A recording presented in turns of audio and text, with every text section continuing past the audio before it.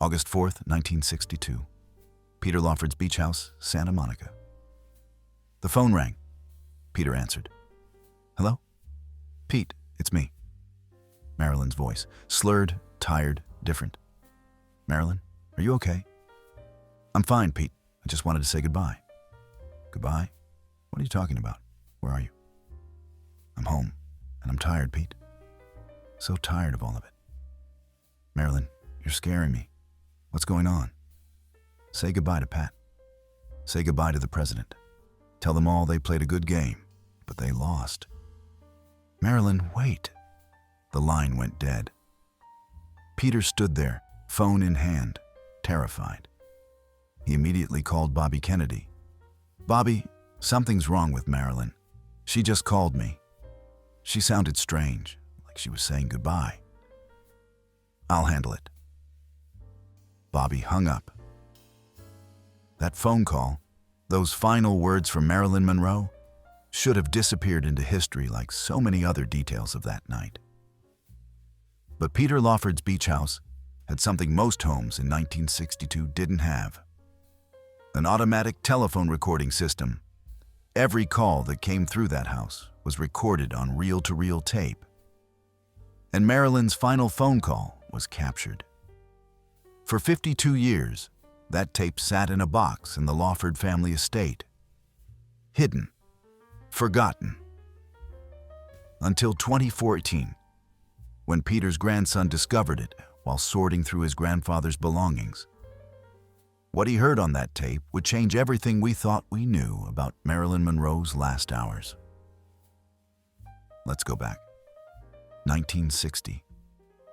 Peter Lawford was married to Patricia Kennedy, JFK's sister. He was also part of the Rat Pack with Frank Sinatra, Dean Martin, and Sammy Davis Jr. Peter's beach house was party central for Hollywood and political elite. Because of the sensitive nature of conversations happening in his home, involving the president and other powerful people, Peter installed a telephone recording system, not for blackmail, for protection.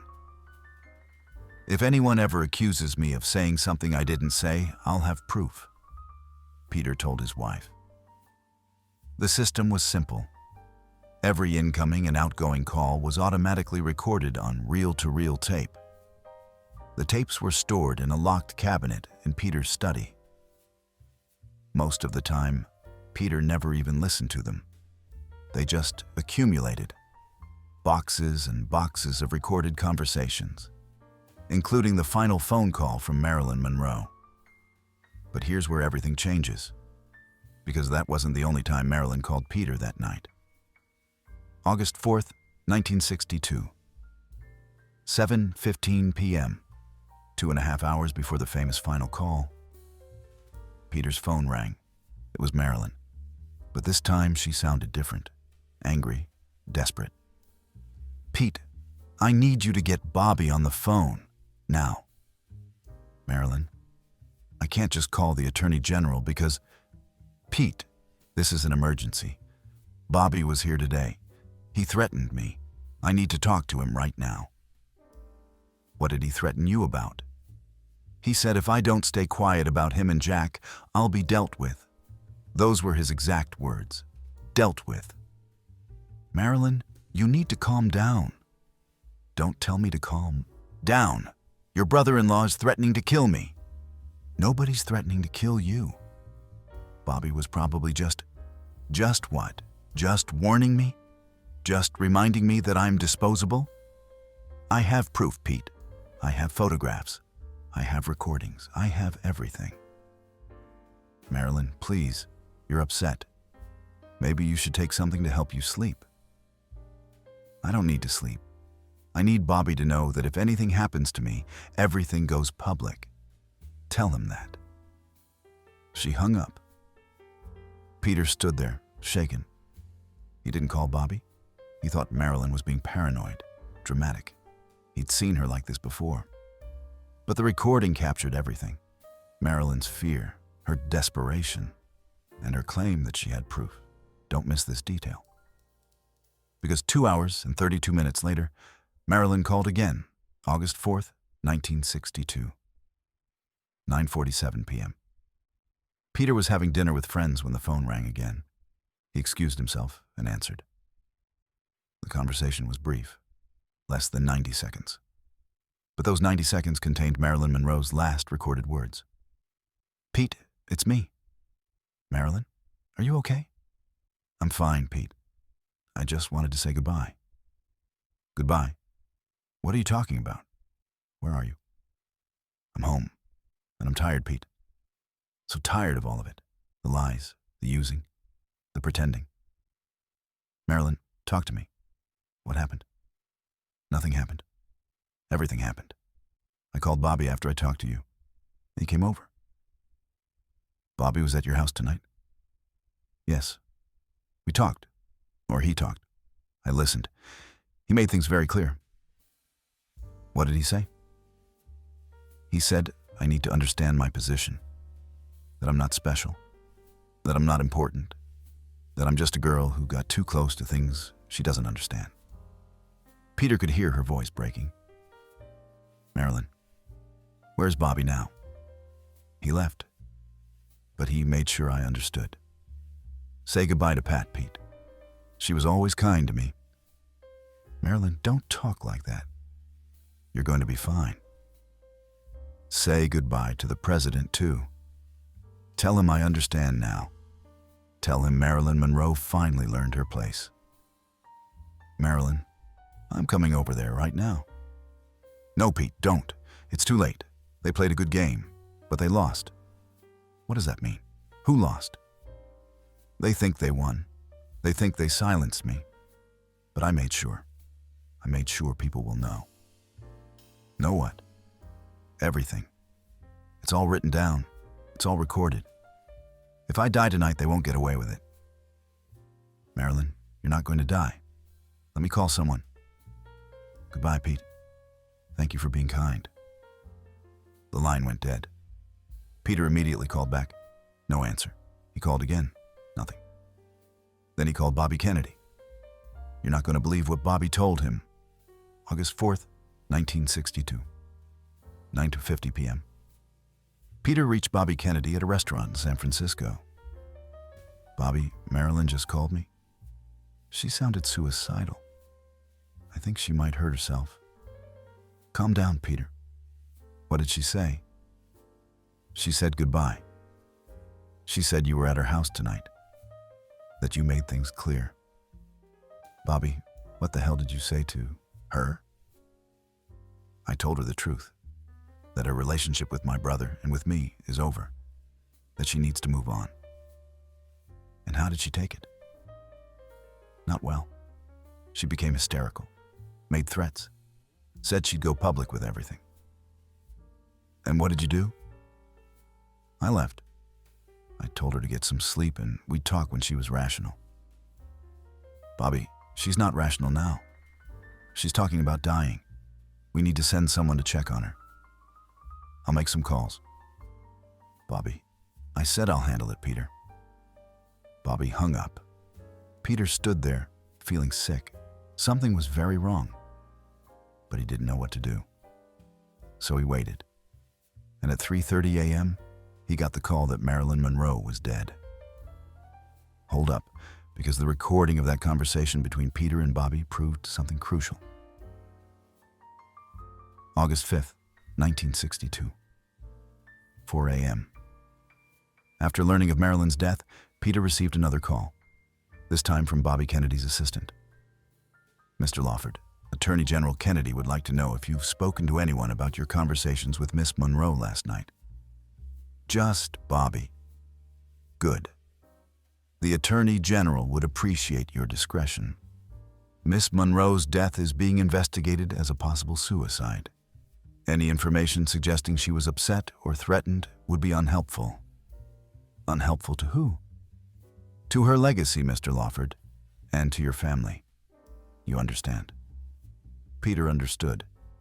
This was a threat. Later that morning, FBI agents arrived at Peter's house. "Mr. Lawford, we need to ask you some questions about Marilyn Monroe." "Of course. When did you last speak to her?" "Last night." She called around 9:45. What did she say? Peter hesitated. He thought about the recording, the evidence sitting in his study. She said goodbye, that she was tired. Did she sound suicidal? She sounded sad. Did she mention anyone threatening her? Peter looked at the FBI agents. He knew they already knew the answer. This wasn't an investigation. This was a cleanup. No, she didn't mention threats. Thank you, Mr. Lawford. You've been very helpful. Don't miss this revelation. Because Peter kept the recording secret for the rest of his life. 1962 to 2014. Peter Lawford never told anyone about the recordings. After the FBI visit, he locked the tapes in his safe and tried to forget about them. But he couldn't. The guilt ate at him. He knew Marilyn had been threatened. He knew Bobby Kennedy had been at her house that night. He knew her death wasn't suicide. But he stayed silent. Because speaking up meant destroying his own family. Patricia Kennedy was his wife. JFK was his brother-in-law. Bobby was family. And the Lawford children were Kennedys. How could he destroy them? Peter's life fell apart anyway. His marriage to Patricia ended in 1966. His career declined. He struggled with alcohol and drugs. Friends said he was haunted. Pete would get drunk and start crying about Marilyn. Actor Peter Brown recalled. He'd say, "I should have gone to her house. I should have saved her. I knew she was in danger." But he never explained how he knew. Because the recordings were still locked in his safe. Peter Lawford died in 1984, taking the secret to his grave. Or so everyone thought. This is where everything changes. Because in 2014, Peter's grandson discovered the truth. April 2014. Christopher Lawford, Peter's grandson, was sorting through his grandfather's estate. Peter had died 30 years earlier, but the family had kept his belongings in storage. Christopher was looking for family photos when he found a box labeled Phone Recordings 1960-1963. Inside were dozens of reel-to-reel tapes. Christopher was confused. Why did his grandfather record phone calls? He took one tape at random and had it digitized. The tape contained conversations from August 1962, including 2 phone calls from Marilyn Monroe. When Christopher heard Marilyn's voice saying, "Say goodbye," and "They played a good game but they lost," he realized what he'd found. "This is evidence," he told his wife. Evidence of what? Evidence that Marilyn Monroe was threatened before she died. Evidence that Bobby Kennedy was involved. Evidence that my grandfather knew and stayed silent. You won't believe what Christopher decided to do. May 2014. Christopher hired a lawyer and a forensic audio expert. First, they needed to authenticate the recordings. The audio expert analyzed the tapes. These are authentic 1960s reel-to-reel recordings. The voice patterns match known recordings of Marilyn Monroe and Peter Lawford. The tape degradation is consistent with 50-year-old storage. These are genuine. Next, Christopher needed legal advice. If I release these recordings, can the Kennedy family sue me? Possibly. They might claim violation of privacy. But all parties in the recordings are deceased. And the recordings document a matter of historical importance. You have a strong defense? Christopher thought about his grandfather, the guilt that destroyed him, the silence that ate him alive. My grandfather kept this secret because he was afraid. Afraid of the Kennedy family, afraid of destroying his marriage, afraid of the truth. But he's been dead for 30 years, and Marilyn's been dead for 52 years. The truth should come out. On August 4th, 2014, the 52nd anniversary of Marilyn's death, Christopher released the recordings. Hold on. Because when the recordings went public, everything exploded. August 4th, 2014. Christopher held a press conference. 52 years ago today, Marilyn Monroe made her last phone call to my grandfather, Peter Lawford. That call was recorded, and today I'm releasing the audio. He played the recording. Reporters heard Marilyn's voice, slurred, sad, saying goodbye. Say goodbye to Pat. Say goodbye to the president. Tell them they played a good game, but they lost. The room was silent. Then Christopher played the earlier call. Marilyn, angry, desperate, claiming Bobby Kennedy had threatened her. Bobby was here today. He threatened me. He said if I don't stay quiet about him and Jack, I'll be dealt with. Again, silence. Christopher continued. These recordings prove Marilyn Monroe was threatened the day she died. They prove Bobby Kennedy was at her house that evening. And they prove she believed her life was in danger. Why didn't your grandfather release these 52 years ago? Because he was afraid. The Kennedy family was powerful. My grandfather chose his family over the truth. I understand why. But the truth should finally come out. The Kennedy family responded immediately. These recordings, if authentic, are a gross invasion of privacy. They were made without Marilyn's knowledge or consent. Their release is unethical. But historians were riveted. This is extraordinary evidence. Marilyn's own voice saying she was threatened. Bobby Kennedy's name specifically mentioned. This changes everything.